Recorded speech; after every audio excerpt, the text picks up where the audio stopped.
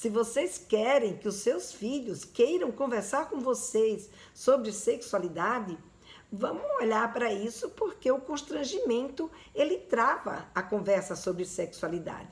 Porque na hora que o seu filho percebe que você está constrangida, que a sua filha percebe que você ficou sem jeito para responder aquela pergunta, obviamente que nesse momento ela vai ficar sem graça também. Ela também vai entrar no mesmo processo de constrangimento, ou para lhe poupar, ela acaba não abrindo essa conversa com você. Ela acaba, sabe, querendo desviar o assunto e esse diálogo acaba não acontecendo. Para a gente conversar com os nossos filhos sobre sexualidade, é preciso que a gente converse de uma forma tranquila, né? Que a gente não fique encabulada para, como é que diz, levar esse diálogo adiante.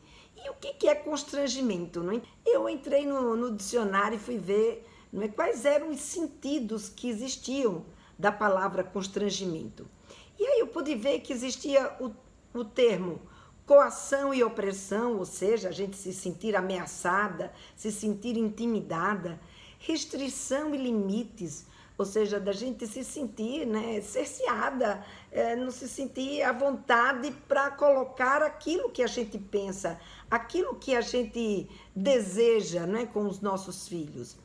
Embaraço ou vexame, ou seja, vergonha, né? Aquilo que eu estava colocando aqui para vocês, da gente ficar vermelha, da gente não saber que palavra usar, da gente não saber, não ter coragem, né? de se colocar.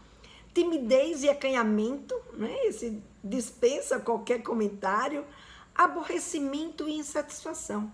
Veja, gente, tudo isso comporta a palavra constrangimento. E se a gente pensa, né? Qual é o nosso conceito em relação à sexualidade que pode estar causando na gente esse tipo de sentimento? Porque esse sentimento, ele não vem à toa. A gente não fica constrangida do nada. A gente fica constrangida porque a gente traz conosco, né, conceitos ou uma percepção daquilo que está acontecendo que faz com que, ao pensar em falar sobre esse assunto, tudo isso, né, coerção, coação, opressão, restrição, limitação, embaraço, vexame, timidez, acanhamento, aborrecimento, insatisfação, tudo isso vem à tona, né, na hora que a gente queira conversar ou falar sobre esse tema.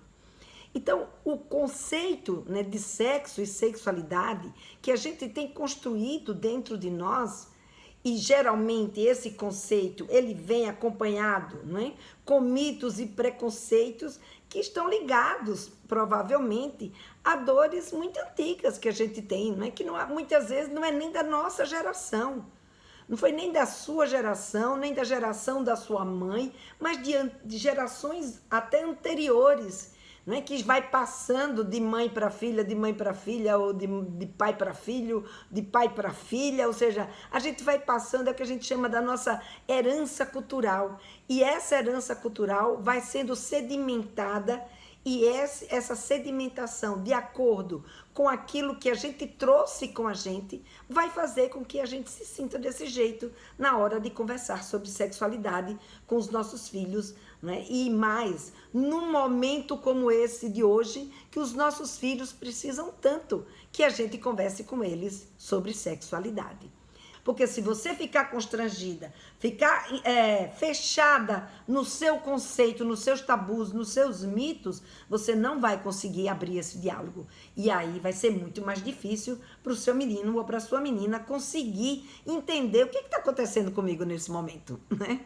Então, eles vão precisar, né, que a gente esteja ali perto dele. E como que a gente pode, né, superar esses nossos mitos? Como que a gente pode reconstruir novos conceitos, não sei se novos conceitos, mas adquirir conceitos, né, que sejam conceitos que nos ajudem a entender melhor o que se passa com a sexualidade na adolescência.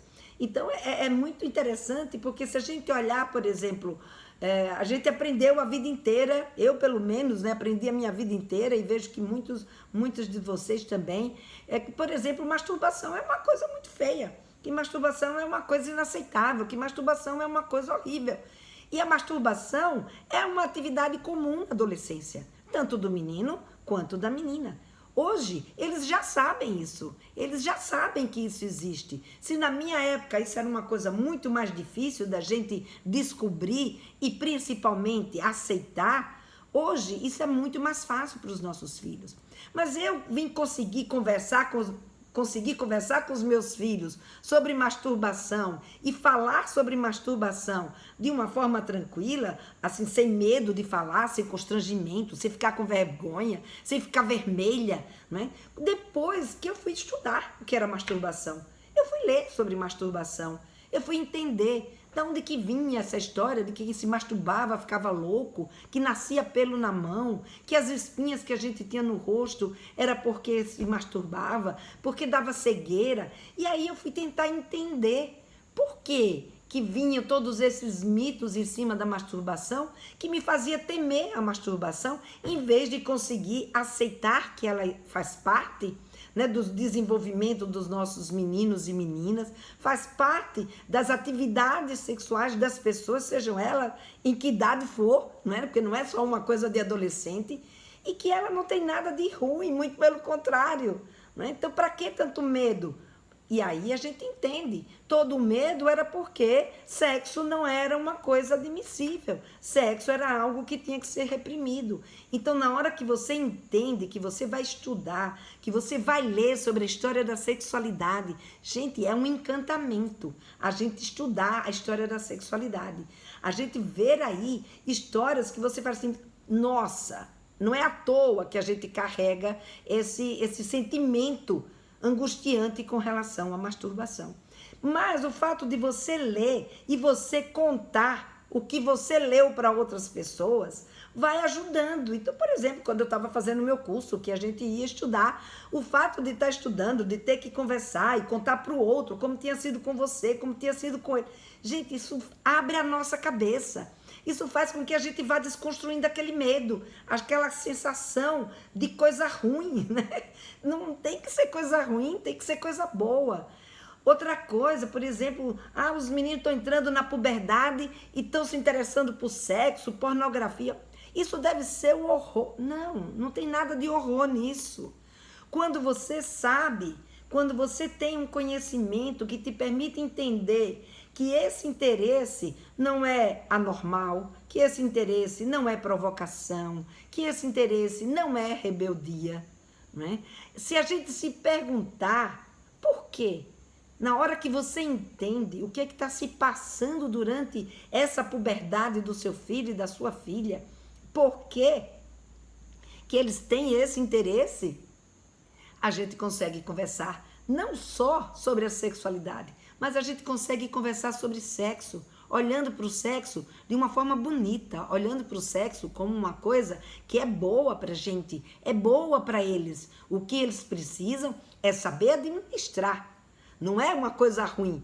Ruim é eles não saberem administrar o que eles estão sentindo e o que é que eles vão fazer com esse sentimento que eles estão tendo diante daquele momento que eles estão se desenvolvendo para se tornarem pessoas sexuadas. Então, quando a gente entende isso, quando a gente, percebe o significado do sexo na nossa vida e da sexualidade na nossa vida, a gente consegue olhar e ter uma conversa com os nossos filhos, uma conversa de beleza, uma conversa de positividade, uma conversa de valores, uma conversa, né, de preparação, uma conversa de construção do nosso menino e da nossa menina como pessoas sexuadas que eles são. Do mesmo jeito que eu sou, que você é, que todos nós seres humanos somos. Então, quando você percebe que isso é parte da gente, né, quando você de fato admite isso em você, então você consegue desconstruir esse mito, essa vergonha, esse receio e conversar sobre e entender o seu filho e a sua filha nesse momento que eles estão vivendo, que estão se construindo seres sexuados.